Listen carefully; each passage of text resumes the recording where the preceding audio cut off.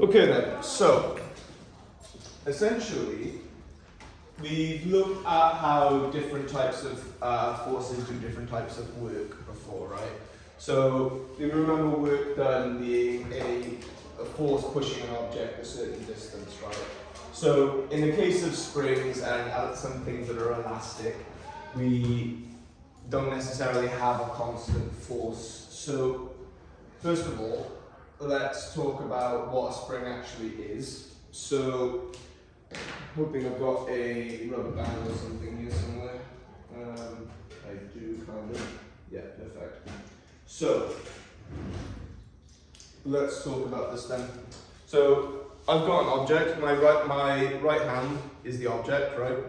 So at the moment, this rubber band has a natural length, yeah, that it's at naturally when it's taut. So, as I extend it, what does the rubber band want to do? Go back. So the rubber band, do you agree, is exerting a force. So I'm extending, and what do you know about the force here when I've extended a little bit and I extend it more? What can you say about the force? The force is more the more I stretch it, right? So, what is the force in the band when it's at its natural length? Zero, right? Just not, yeah, I would say it's natural length. What's that called? When the force goes, so the force to extension, it goes, is a graph that looks like this, and it goes to the origin. Do we agree that that is a direct proportion? Yeah, exactly. So do we agree the force that it applies is directly proportional to the extension? And so therefore, force is equal to some constant k times x. But that's not quite right. Why is that not quite right? Curve. Sound as a curve. What do you mean? Because at this time you press more force and gradually becomes less and less. That is true. So it's not quite, yeah, the size of the force is definitely proportional to the extension, but the energy will be a different case. But remember this, where we lean into physics quite a lot here. So the extension goes this way, but what direction is the band pushing? So the extension goes this way, but you get the force is pushing that way. So it's actually F equals negative kx. It's actually force is proportional to the negative extension, so F is equal to negative kx. We are not going to use negative kx, we will be using F equals, we won't be using F equals kx, to be honest with you. So the next thing to look at then is modulus of elasticity. So I need to derive some equations we're going to use. So this is all well and good. So if I've got here's a vertical wall, and here's a spring with an object attached to it, and it's on a flat surface. So if I apply a force of 16 newtons this way, such that it stretches the spring, so the spring has a natural length L that I don't care about for the moment, and let's say I've extended the spring by 0.05 meters. So from this, can I work out the value of K, the spring constant, right? So F is equal to Kx. So that negative only goes with the direction, right? So because this is now equivalent, so the force of 16 newtons pushes it this way. So let me give you an example. So I apply a force of 16 newtons, right, going this way. And what eventually happens, because the force on the band gets bigger and bigger, right? So what eventually happens, my constant 16 newtons, it'll push it this way to a point. Why does it stop? Because the force on the band is now equal to it and it's stopped. Yeah, so it's at an equilibrium position, essentially. So the further you push the band, the more force it will get. So in this equilibrium position now, where it's held still, 16 newtons is opposing this, so the force going this way is kx, right? So degree 16 is equal to kx, so F is equal to kx. So 16 equals k times 0.05, so k is equal to 320. So 320 newtons per meter. Right, so what is the significance of k? What is it? So in physics you should know this. What is the significance of it? Shows how strong the spring is. Yeah, exactly. So if K is big, you agree you're going to get a big force pushed from it from a small. So essentially it's the stiffness of the spring. So if K is big, The spring is very stiff and it takes a lot of force to move it, and it also outputs a lot of force.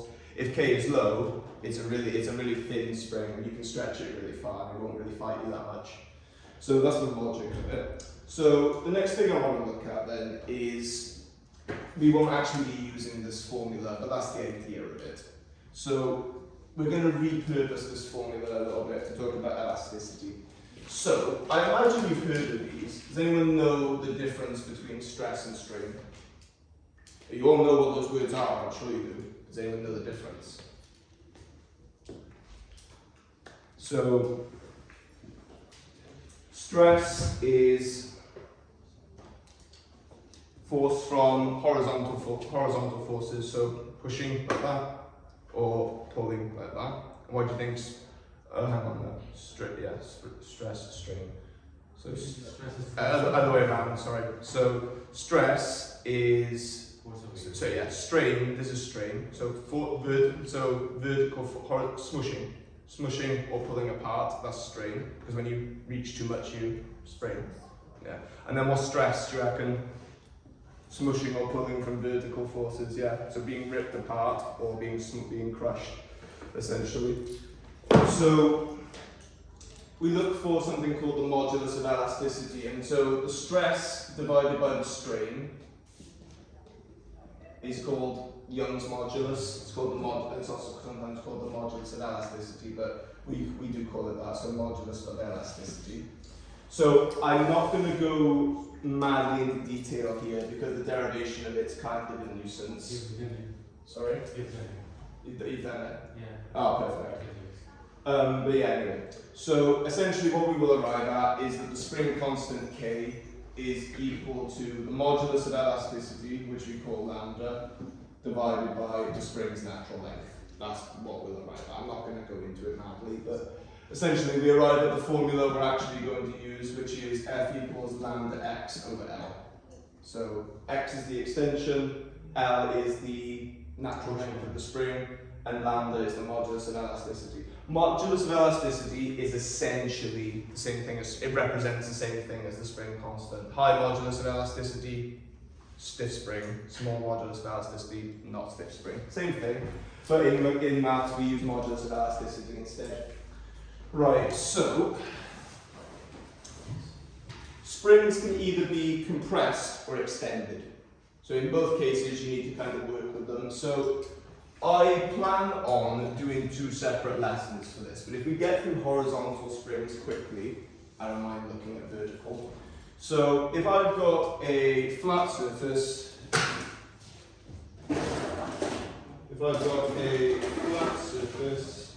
so, and I have a block of, say, I don't know, whatever mass, so here's a wall, and here's a spring. I'm going to say this has a mass of 20 kg, just to keep it simple. And so I extend this block with a force of 50 newtons acting this way to the point that due degree it eventually stops. So I'll tell you this spring has a natural length of 0.2 meters and it is extended by 0.6 meters. So from this, can we work out the modulus of elasticity from it? So same thing, so due degree, because it's at an equilibrium position, 50 is equal to this force here essentially. So F is equal to 50 is equal to lambda times by the extension. So the total length of it is 0.8, but you have to split it into natural length and extension. So the extension is 0.6 and the natural length is 0.2. So we get that lambda is equal to 50 over 3. So the lambda here is 50 over 3. And now, if the same spring is extended again by a force of 200 newtons this time, so it has a natural length of 0.2 meters, and now I want to know the extension. So degree from this, I can now work out the extension as well. Because again, if I apply a bigger force, degree eventually it's going to stop.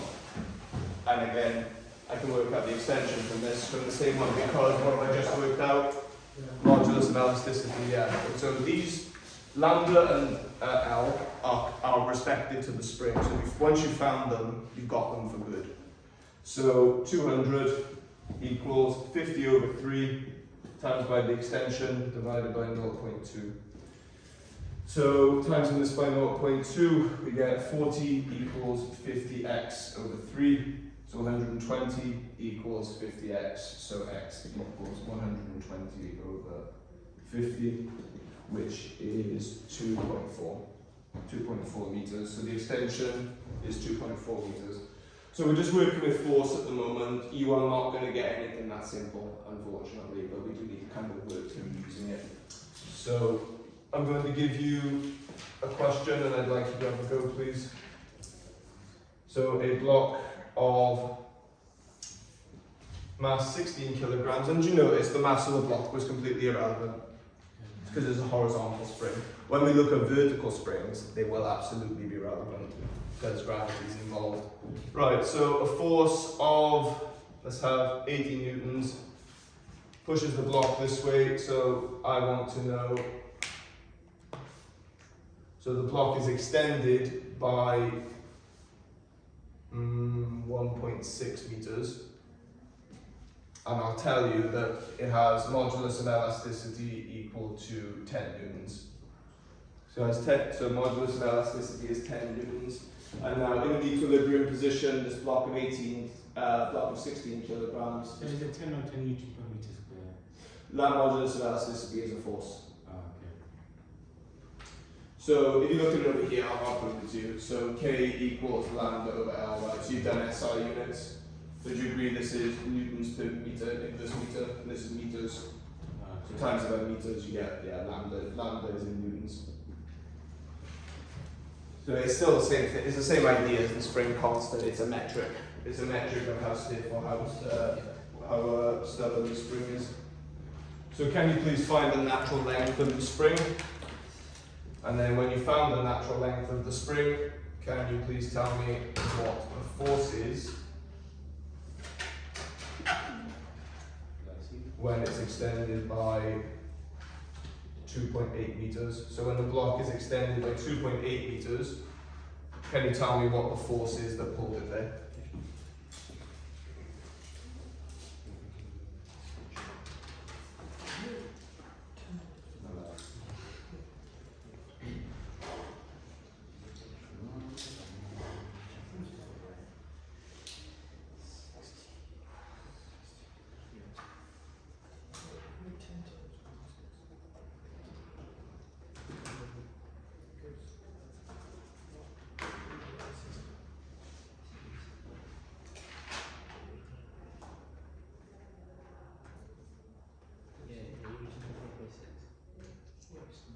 To be honest, I might just remove the 16 kg, it's irrelevant really. So find the natural length of the spring and then determine the force that moves the spring, that extends the spring 2.8 meters.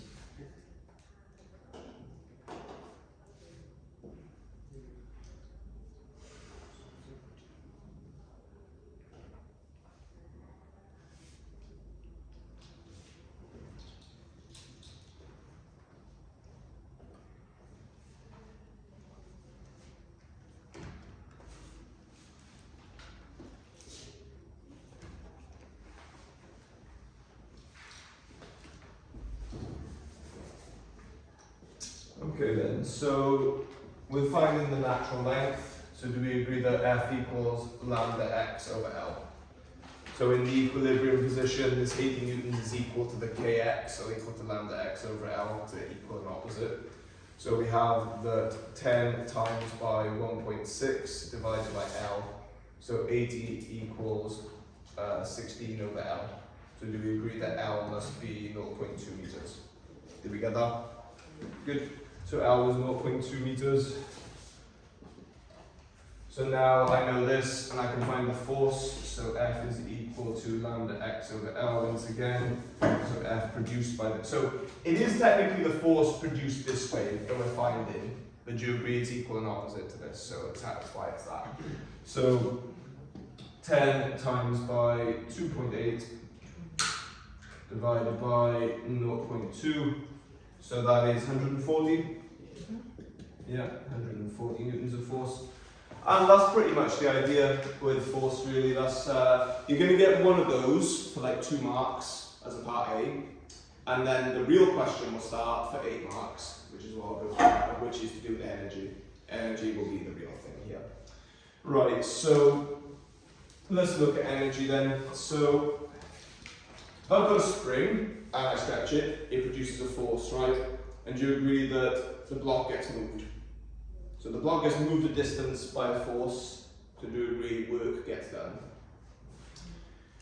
What is the problem with that then? So by that logic, so this energy is called the elastic potential energy. So by that logic, is it just equal to Fx? So in this instance, lambda x squared over L then, is it just equal to that? Or is it that simple? Why is it not that simple? Why is it not that simple?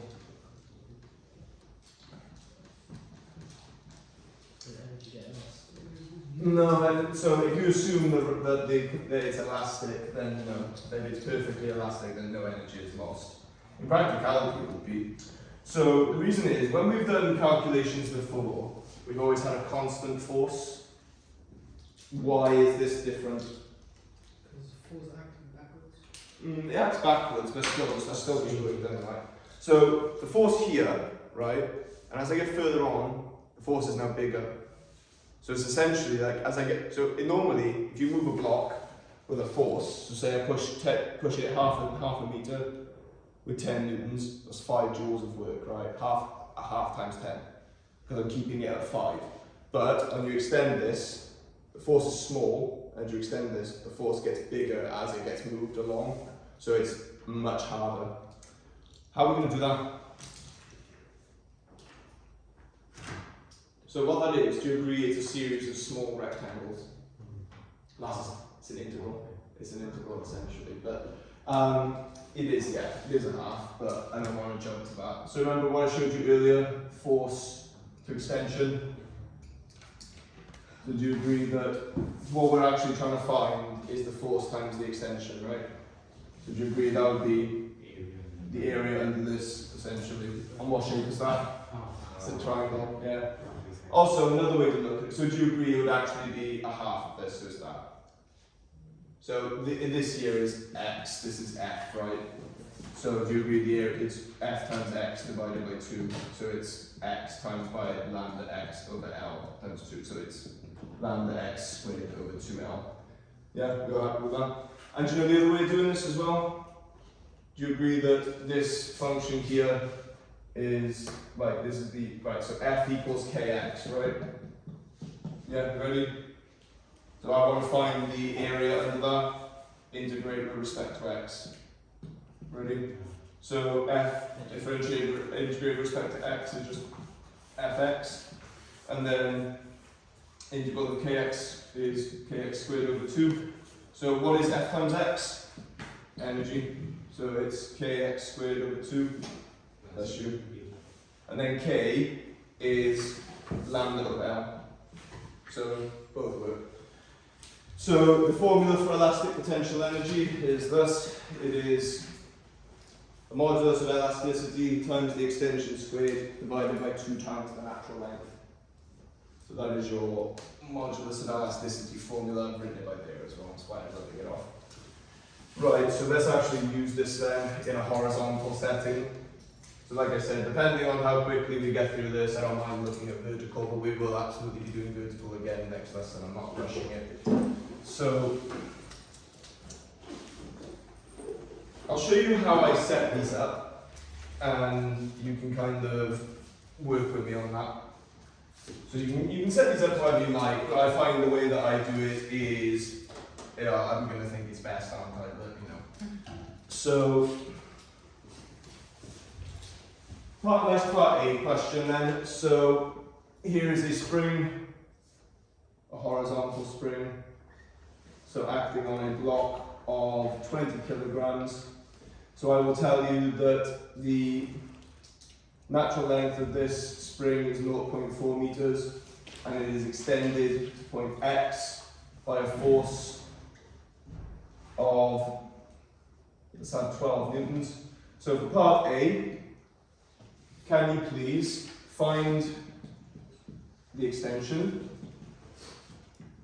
And part B, can you find the elastic potential energy in the spring at that point? What is the elastic potential energy in the spring at that point? It is just a case of certain things into formulas, and I'll tell you that lambda is equal to 5. So lambda is 5 newtons in this instance.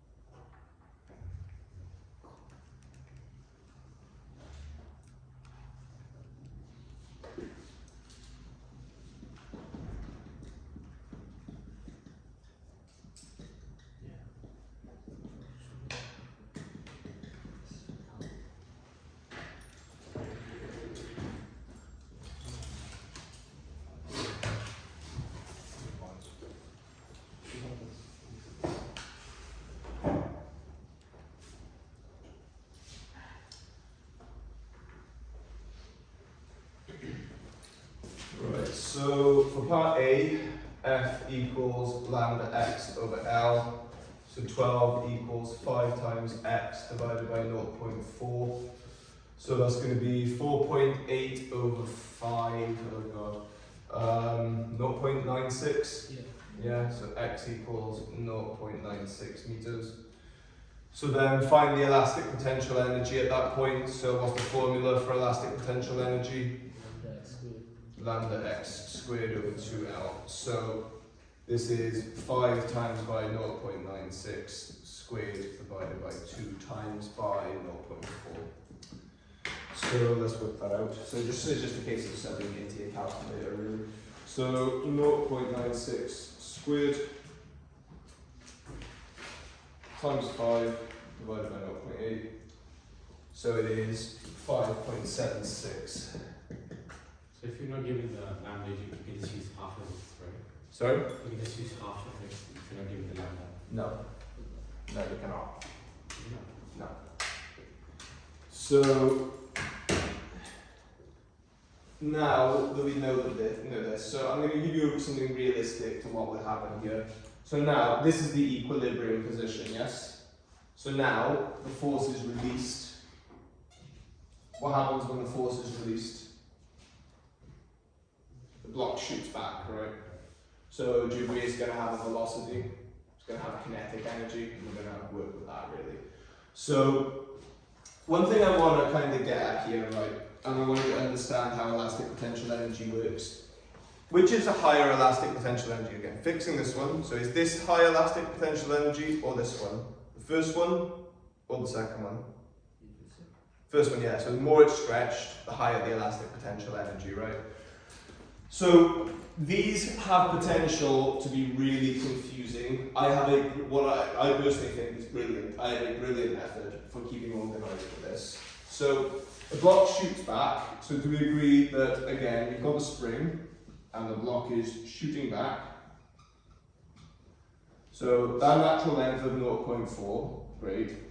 But I want to know. So calculate velocity when the length is 0.3 meters.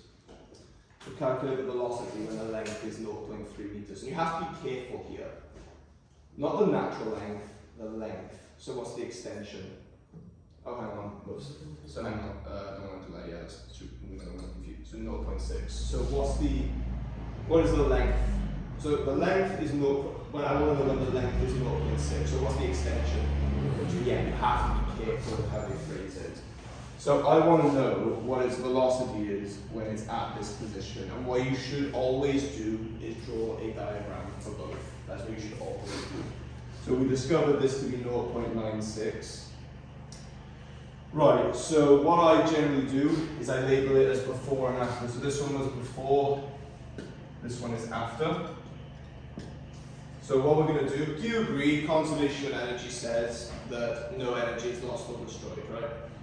So what I'm going to do is I'm going to look at energy lost, energy gained, and I'm going to sum them to 0. So they should all together work. Right, so let's do the change in elastic potential energy, so delta EP. So the string was long, it's now short. So has it gained or lost elastic potential energy? It lost energy. So let's work it out. So the EPE here, which we calculated, was 5.76. Take away, and we have to do it here as well now. So 5 times by 0.2 squared divided by 0.8. So we have to work that out. So 5.76 take away.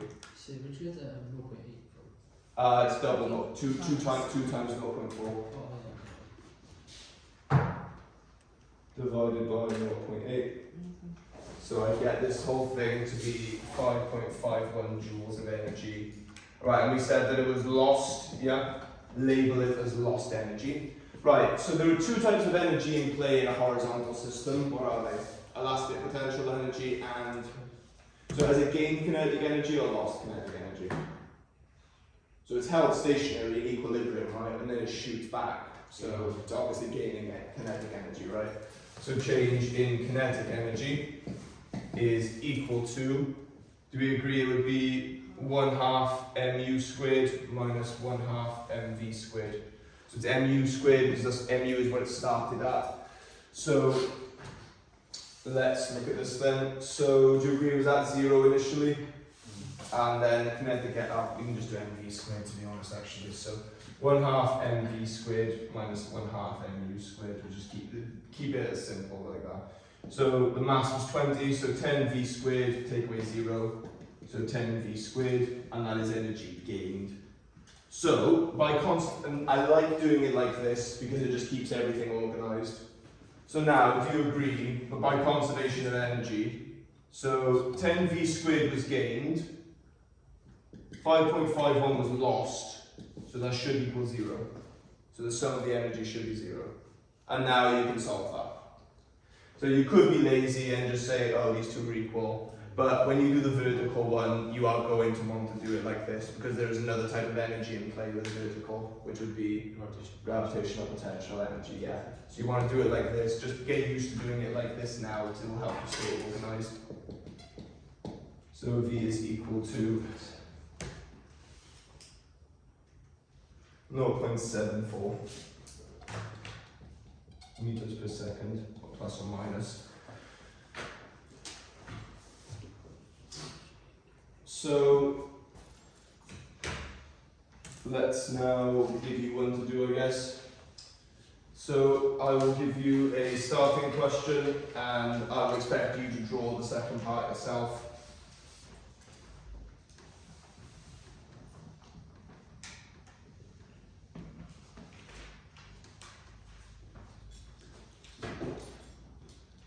So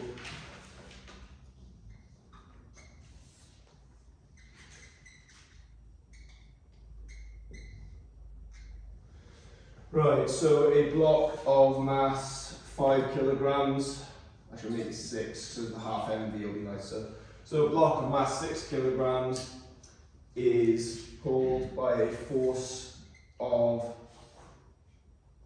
120 newtons. It is extended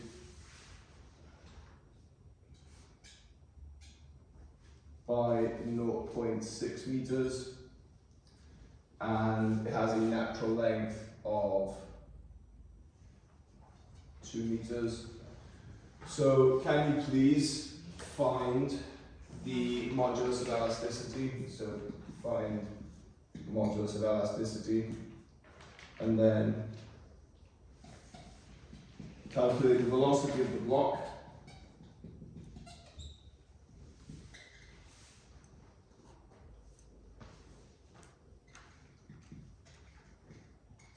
When it's at its natural length. So calculate the velocity of the block when the spring is at its natural length, so extension 0. So that made that quite nice.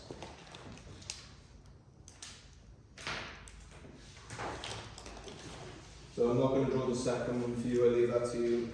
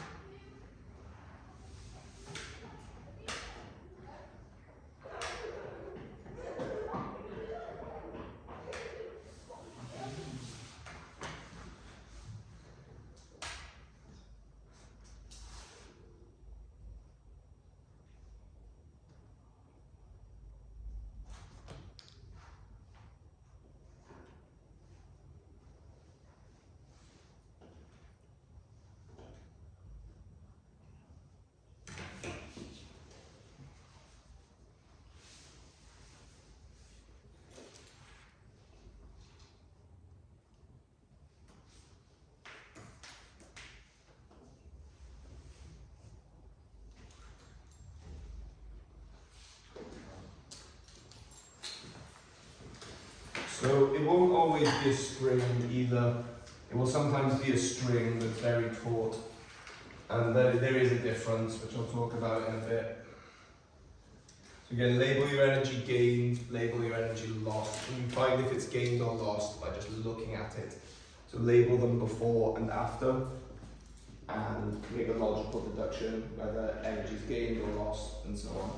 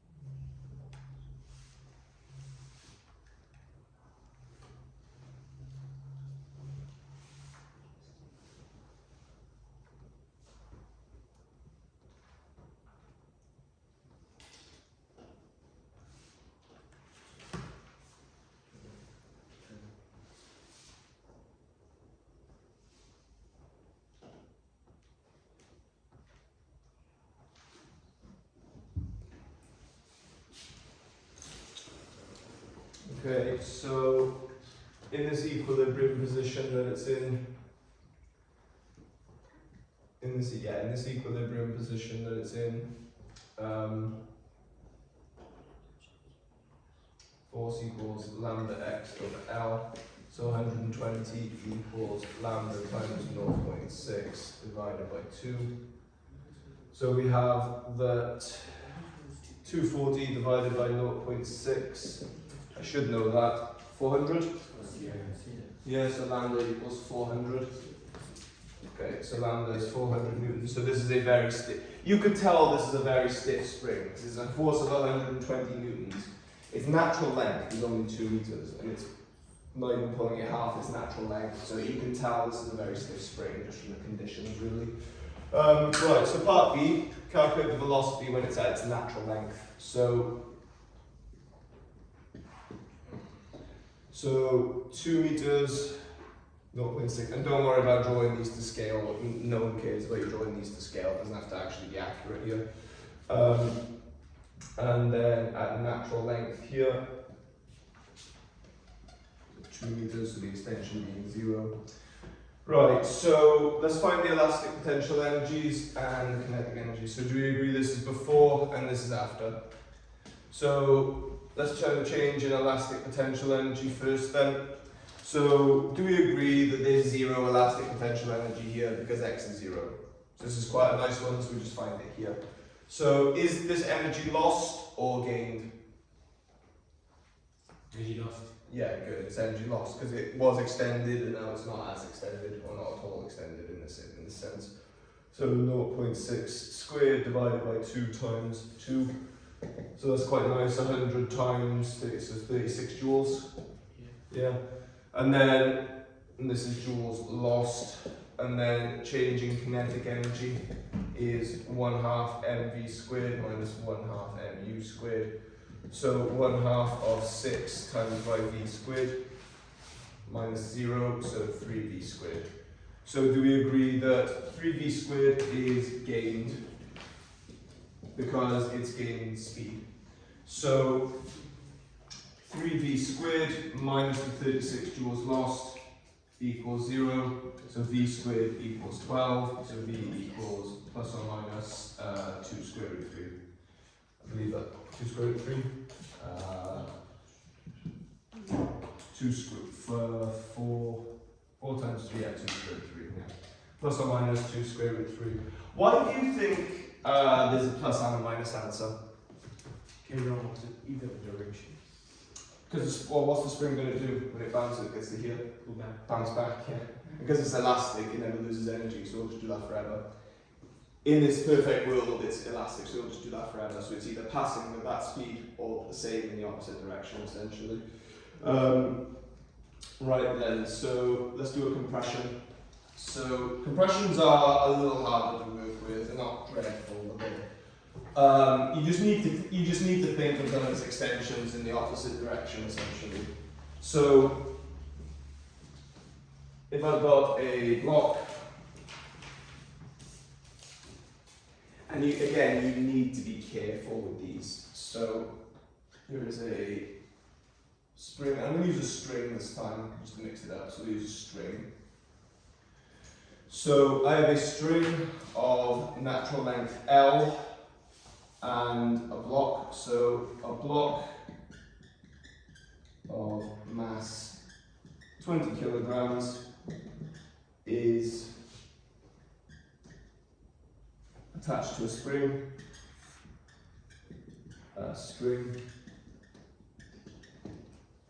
So a force of, let's have 80 newtons.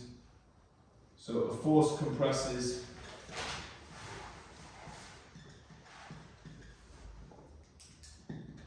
the spring to 5/12 of its natural length. I'll make this 90. 5/12 of its natural length. Actually, no, we'll make this 84 just to be awkward. So 84 of its natural length. Sorry. Alright. So a force compresses the spring to 5/12 of its natural length. This one is a little different. So first thing I want is the modulus of elasticity. I want lambda. Do any of you see a problem? Yes. What I'm not giving you? Extension. The extension, yeah. So you have to consider a compression as an extension. So what we're going to do? Yeah. So really it's teaching a 5/12. So be careful. If it's compressed to 5/12 of its natural length, so do you agree it's compressed to L times by 5/12? What must it have been compressed by? 7/12. The other 7/12, yeah, 7/12 L is your extension. So 84, so I'll write the formula. Force is equal to lambda x over L.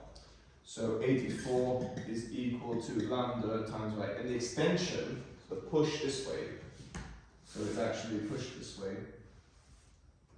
I don't really like how I'm doing this, to be honest, but so we'll call this L, and it's pushed this way by 7/12 of L, because it's pushed so that the whole thing is 5/12 of its natural length. So it must be compressed by 7/12 of L. So this is 7/12 L divided by L. And what's the really nice thing about this? You can cancel out. The L's cancel, yeah, exactly. So we have that 84 equals 7 lambda over 12. So we have that lambda equals 144 newtons. So lambda equals 144 newtons from that. Okay. So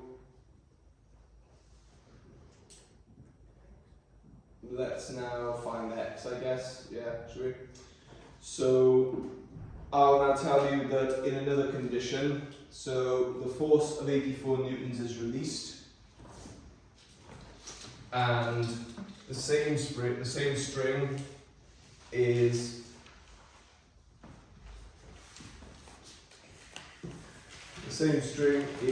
extended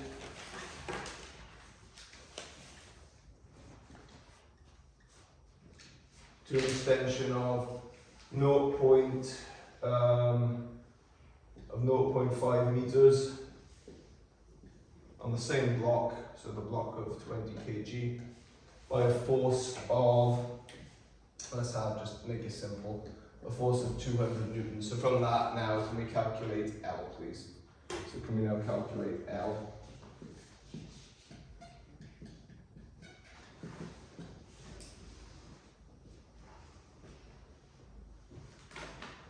Yep. One thing that's quite strange is if you divide 84 by 134, it's also 7/12. Yeah, that's like, yeah. Well, I was making it the Fraction of 4. well, that's why I picked 84, because I knew I was doing a 7 and 84 divided 7. I didn't think of the 12 times 12 apart, but I mean, it works. It's the unfortunate thing with working with numbers and sevens. Sevens aren't a particularly nice set of numbers.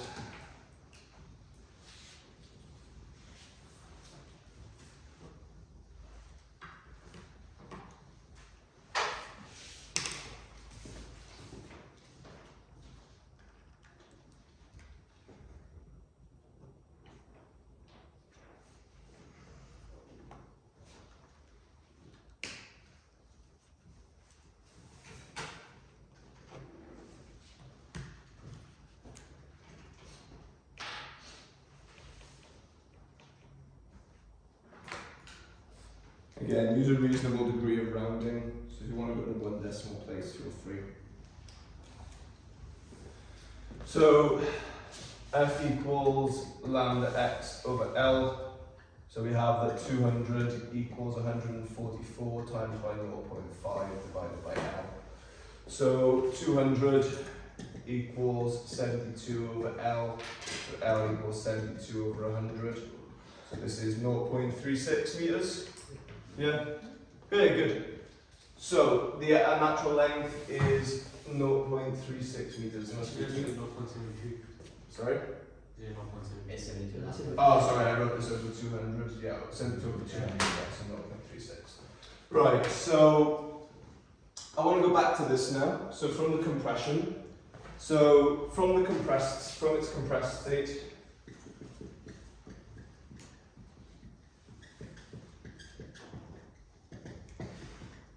The force is removed.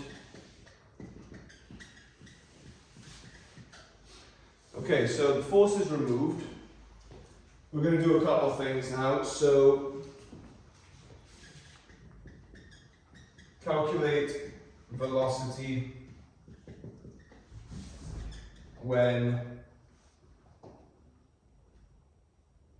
extension is 0.1 meters. So from its compressed state over here, I want to know what its velocity is when it passes 0.1 meters of extension. So it goes from being compressed by 7/12 of L. You also now know what L is, so you can find what it was compressed by. And then to 0.1 the other side, what is the velocity it's at 0.1 meters? So can you please have a go at that? So energy is scalar, right? So does it matter that it was extended or compressed? No, it didn't matter at all. Actually, I might just show you it because there's something to be considered here. So it's okay, I'll just show you it. So I'll repurpose this diagram here for now. So I say repurpose, remove it completely. So if we consider the original case where it's compressed to 7/12 of its original, it's compressed by 7/12. So we know its natural length is 0.36. So the 5/12 it's compressed to is 0.15. So it's compressed to a length of 0.15 out of 0.36. So do you agree that the compression here is 0.21? Okay, it was compressed by 0.21, and then we want to know, so 0.36, and then 0.1. So we want to know what its velocity is at this point here. So the thing I want to mention, right, before you kind of start this, and I won't do it, I just want to mention it, is the elastic potential energy lost or gained here? So energy is scalar, right? So it doesn't matter that it was compressed or extended. But what you've got to look at is this one was 0.21 and this one was 0.1. So is it going to have lost energy or gained energy? So it gains the same amount. So if you compress it by a meter or you extend it by a meter, it gets the same amount of energy. So which of these is bigger, 0.21 or 0.1? Yeah, so this one has more energy, so it's lost energy gain today. That's the logical aspect I want you to think of.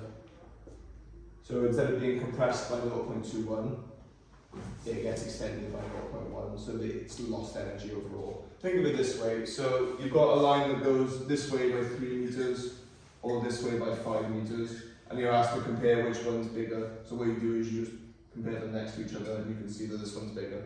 That's the logical idea. The directions are relevant because it's energy. So can you please work out the velocity of the block at the extension of 0.1?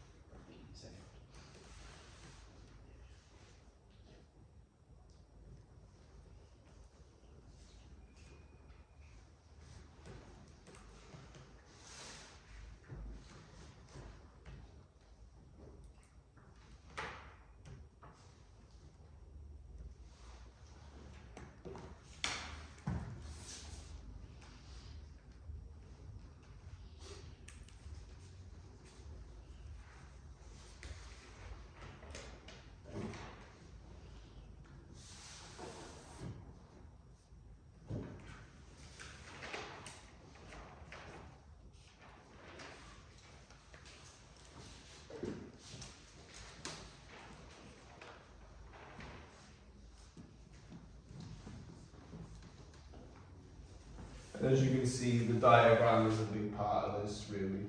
I haven't actually found a good way of drawing a compression, to be honest with you, other than like just drawing it up there. But I've struggled with drawing compressions, truthfully. Extensions are easy to draw. So Yeah. for compression, you do a slack string instead of a forward to show that it's being compressed. So the string isn't as long.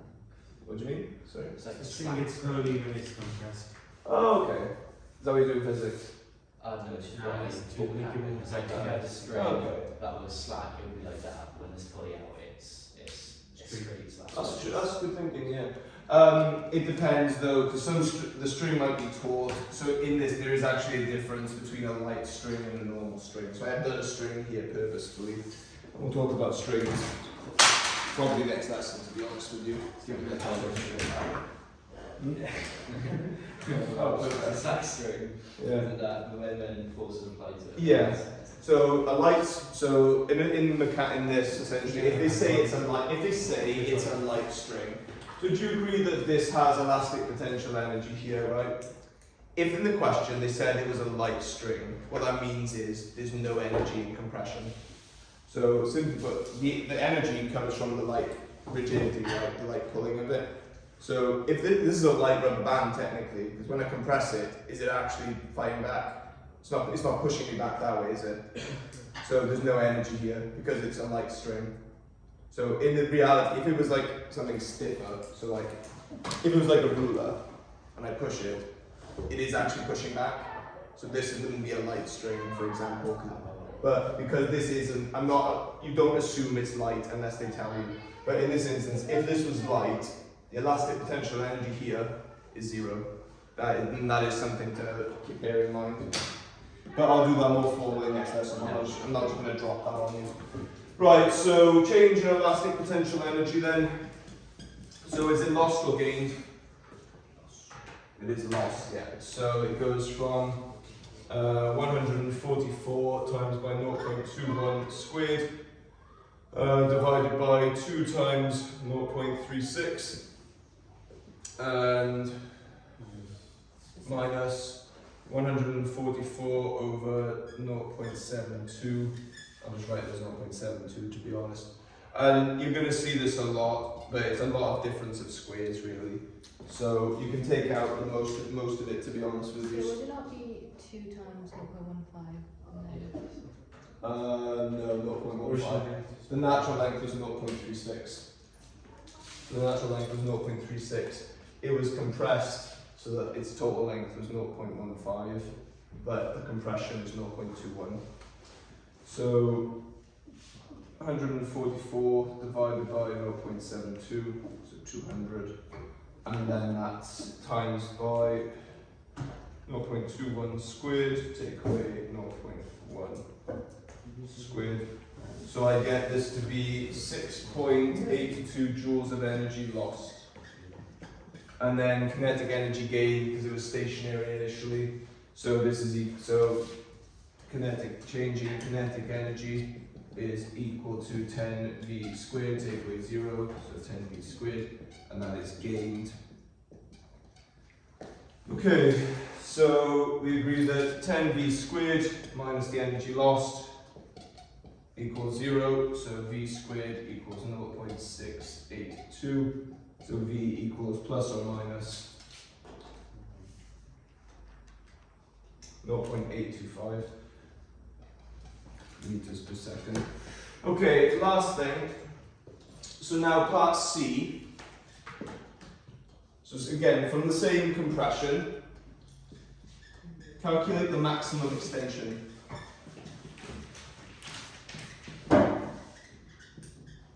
Calculate the maximum extension of the spring after the force is removed. So the force is still removed, and then so obviously this shoots away from its compression.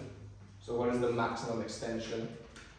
So we use energy here as well. So physics people will be more than familiar with this. What does it mean when I say instantaneously at rest? So rest at every So do you agree that this block is going to shoot over here, shoot back, shoot? So its velocity is positive, right? So let's say its velocity is 3 meters per second at the end.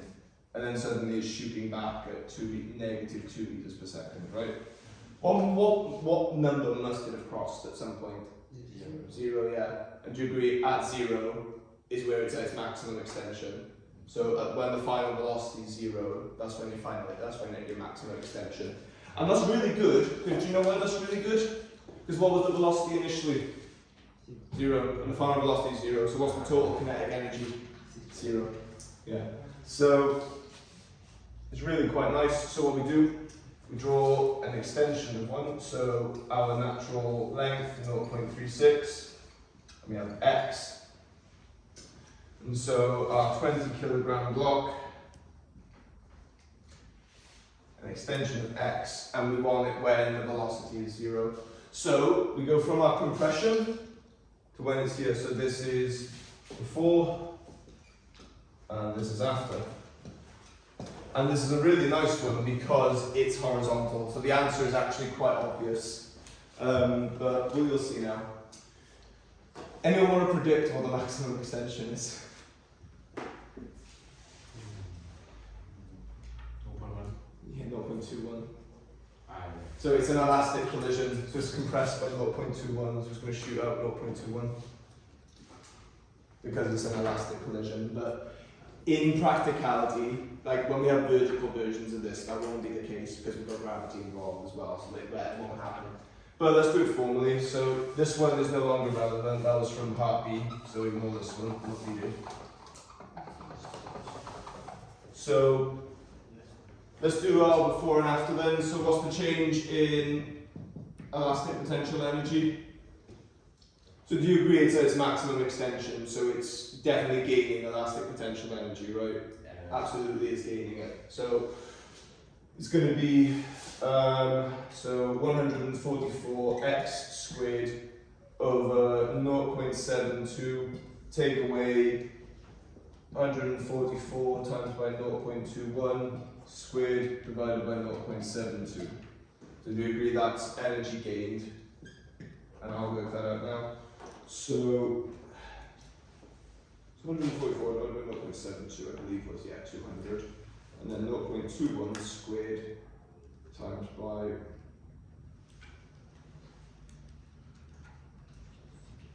so 8.82. So this is 200x squared minus 8.82. Right, and so what's the change in that energy gained? What's the change in kinetic energy? Why is it 0? Half mv squared minus 1/2 mu squared, and they're both 0 minus 0, so 0. So irrelevant that it's gained or lost really. And so do you agree? It's this must sum to 0. So 200x squared minus 8.82 equals 0. So 8.82 divided by 200, 441 over 10,000. Almost like 441 and 10,000 are square numbers. So x is equal to the square root of that, which is plus or minus 0.21. Why is it plus or minus? Because it shoots out here to 0.21, shoots back there, and shoots back and bounces back again here. So at plus or minus 0.21 meters. That's quite a boring case because there's no external force.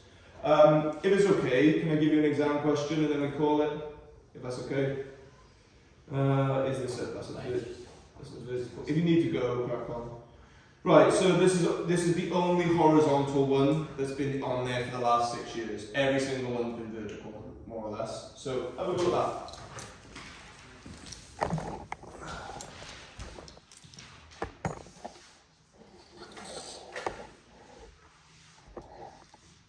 So a diagram shows a spring of natural length 0.15 meters enclosed in a smooth horizontal tube.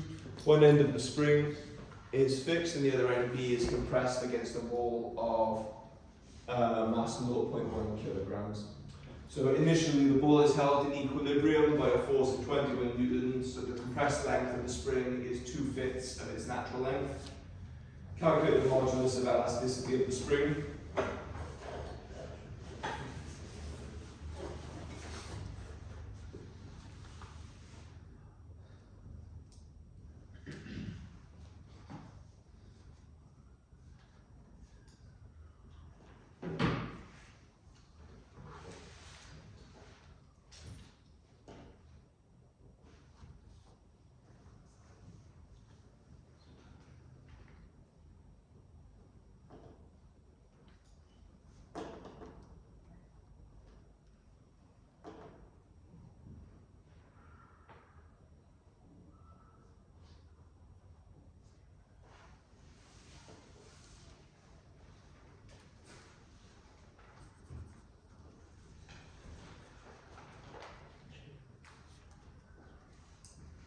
So remember, it's compressed to 2/5 of its natural length. So what is the technical compression? Technically, what's the compression? 3/5 of its natural length, yeah, 3/5 L. We did an example of it earlier, I believe.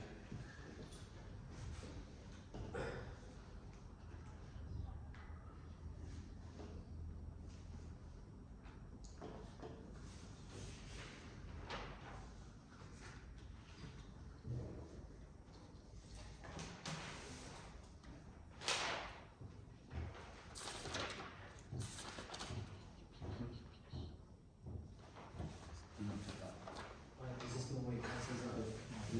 Yeah, let's cancel out. Yeah. It's 2 o'clock. Oh, my bad. So you can. Yeah, because. No.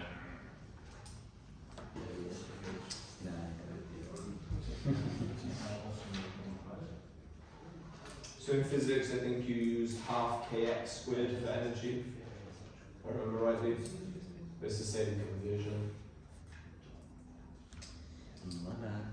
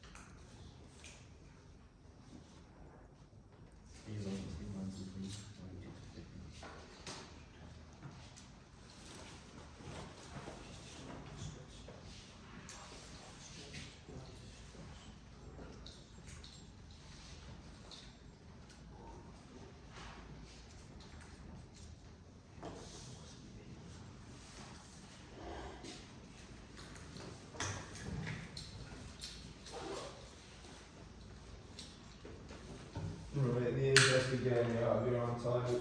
Start going through it. So,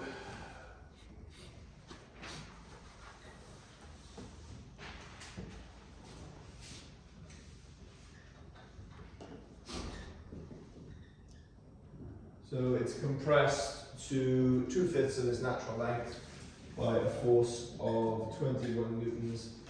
So F is equal to lambda x over L. So do we agree that what is the compression? Yes, 3/5 L. Yeah, 3/5 of L. So 21 equals lambda times by 3/5 L divided by L. So 2.1 equals 3 lambda over 5. So 105 divided by 3, so that's 35. So lambda equals 35 newtons. Okay, so modulus of elasticity was 35. Are we all alright with that? Yes. The 3 marks? Great. Okay, so the ball is released by removing the force. Determine the speed of the ball when the spring reaches its natural length. Okay, so let's draw this on my diagram then. So I'm going to remove this just to add some space. So it was compressed to, I'm going to write this as L, and then it's compressed by 3/5 L. So now it's at L. So L is given, it says 0.15. Oh, is it really? Yeah. Yeah. Oh, Written. oh, I did with the higher level. Great. So 0.15, and then if this is if it's compressed by 3/5 of it, it's compressed by 0.09. Then thank you. So 0.09 is what it's compressed to, and then do you agree its extension here is 0? Okay. So the force is removed, and this is after, and this is before. So let's compare our energies then. So is it losing energy or gaining energy? Or elastic potential energy rather? Losing. Yeah, it's losing it. So it's going to be 35 times by 0.09 squared divided by 0.3, So and that is lost. Yep. use the camera. Ah, thank you. Thank you, Joshua. Sorry about that. So 35 times 0.09 squared, 0.3, and also here is the 35 newtons for this, so enjoy. So 35, so this is energy lost, and I calculate this to be, what do I calculate this to be? Yeah, shoot.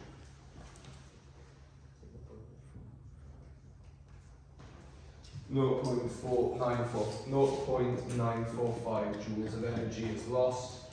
And so the only other energy in play here is kinetic energy. So this is a changing kinetic elastic potential energy. The changing kinetic energy is 1/2 mv squared minus 1/2 mu squared. I've not seen one where it's not released from equilibrium. So what I mean is if it has an initial velocity. If it does, do you agree you're just subbing in a new value? But I've not seen one where there's an initial velocity, if I'm honest. So this is equal to 1/2 of 0.1, so 0.05 v squared. And do we agree this is energy gained? Yeah. And again, that critical thought element of you look at it and work out if it's gained or lost is quite important. So 0.945 is lost, so negative that plus 0.05 v squared equals 0. So divided by 0.05. So I get that v squared is equal to 18.9. So v is equal to square root of, so 4.35 meters. So what's it, 1 and 2? Yeah. Two significant figures, okay, so, hang on, you're right. That is, so that's equal to, the two significant figures, 4.3. So 4.3 meters per second, so, yes. That's pretty much it for horizontal springs. So, like I said, do we remember what I said if it's a light spring? It's energy zero. The energy is 0 if from a compression. So all energy from compressions is 0. It only gives energy from extensions if it's a light string. Right. We'll leave that there. If anyone else has past papers for me, you can hand them over.